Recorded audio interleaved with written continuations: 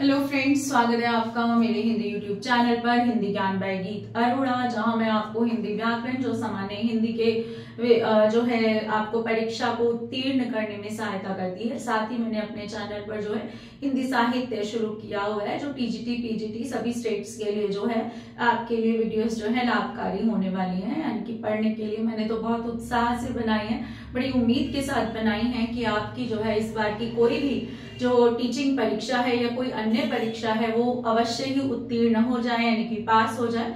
ठीक, आज मैं आपके सामने लेकर आई हूँ शब्द और पद में अंतर, जो सुनने में बहुत आसान है लेकिन परीक्षा में पूछ लिया जाता है। शब्द और पद क्या है? और आप यकीन माने कि व्याकरण की कक्षाएं जो है आपको 7वीं 6ठी से जो है कक्षा 6 से जो है आपको अभी तक देख लीजिए हिंदी व्याकरण के प्रश्न जो है पूछे जाते हैं। हिंदी इतना महत्व रखने वाली भाषा है कि सभी प्रतियोगी परीक्षाओं में, सरकारी परीक्षाओं में हिंदी अवश्य ही पूछी जाती है ना। तो आज की सामान्य हिंदी के अंतर्गत जो हमारा टॉपिक है, छोटा सा टॉपिक है, ज्यादा समय लेने वाला टॉपिक नहीं है, वो है शब्द और पद में अंतर। शब्द और पद में अंतर, क्या अंतर है चुटकियों में पता चलेगा।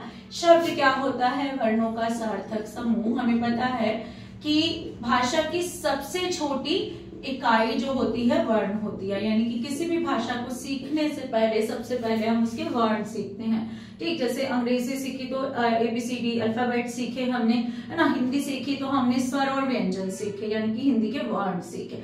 जब हमें वर्णों का ज्ञान हो जाता है तो हम शब्दों की ओर रुख करते हैं, यानी कि शब्दों को जोड़कर, वर्णों को जोड़कर शब्द बनाना शुरू करते हैं। लेकिन शब्द क्या है? शब्द किसी भी वर्ण को जोड़कर हम शब्द नहीं बना सकते। मैंने लिख दिया मकल, मैंने लिख दिया मकल।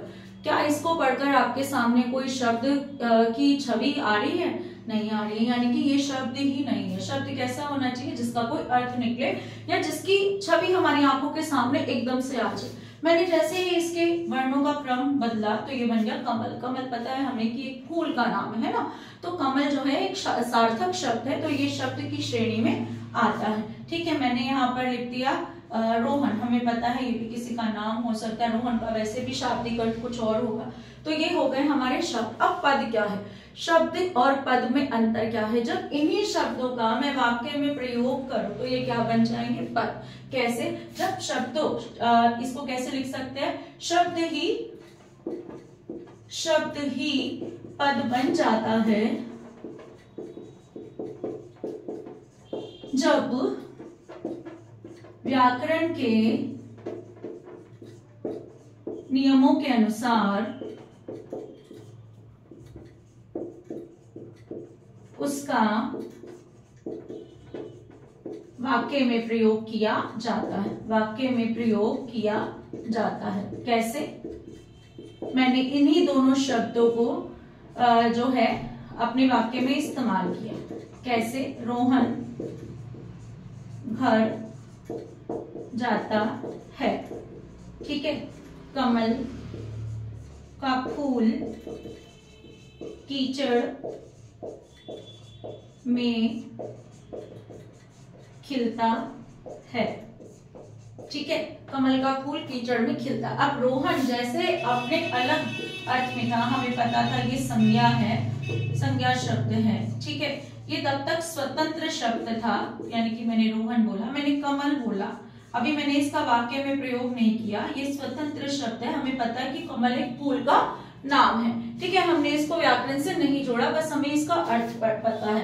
तब तक ये क्या कहलाता है? शब्द कहलाता है। तब तक ये क्या कहलाता है? शब्द। लेकिन जैसे इन शब्दों को हम व्याकरण के नियमों के अनुसार कोई काम दे देते, भाई इस वाक्य में आ जाओ और अपना काम करो, तो ये क्या बन जाते हैं? पद बन जाते। जैसे रोहन घर जाता है, इस वाक्य में रोहन पद है, घर पद है, जाता है, ये दोनों भी पद है। ऐसे कमल और फूल कीचड़ खिलता है, ये सब भी क्या है? वाक्य के पद हैं। ये क्या कर रहे हैं? अपना दिया हुआ काम कर रहे हैं। इनको हमने कौन सा काम दिया? रोहन को हमने इस वाक्य के कर्ता होने का काम दिया है। क्या दिया है? कर्ता होने का, कि इस वाक्य को करने वाला कौन है? रोहन। ये वाक्य का कर्ता है। इसको क्या दिया है हमने? यहाँ पर हमने इसको भी क्या कह सकते हैं कि वाक्य के उद्देश्य का काम दिया है। ठीक है, ये वाक्य की रचना किसके लिए हुई है?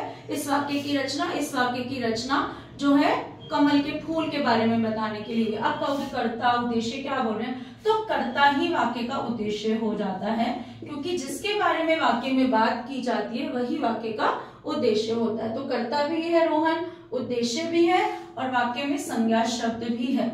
ठीक है, ये बात हमें समझनी पड़ेगी। जब एक ही व्यक्ति, जैसे आप हैं, कोई भी, आप किसी के भाई भी हैं, आप जिस विद्यालय में पढ़ते हैं उस विद्यालय के छात्र भी हैं, है ना, और आप अपने आप में एक मनुष्य भी हैं। तो एक ही व्यक्ति कई किरदार निभाता है। ऐसे ही रोहन जब तक शब्द से बाहर है तो शब्द है, जैसे ही वाक्य के अंदर आया इसने कर्ता का काम किया, ये वाक्य का उद्देश्य भी है और इसका मूल पहचान क्या है कि ये शब्द है। ठीक है, सार्थक शब्द है और कैसा शब्द है, संज्ञा शब्द है।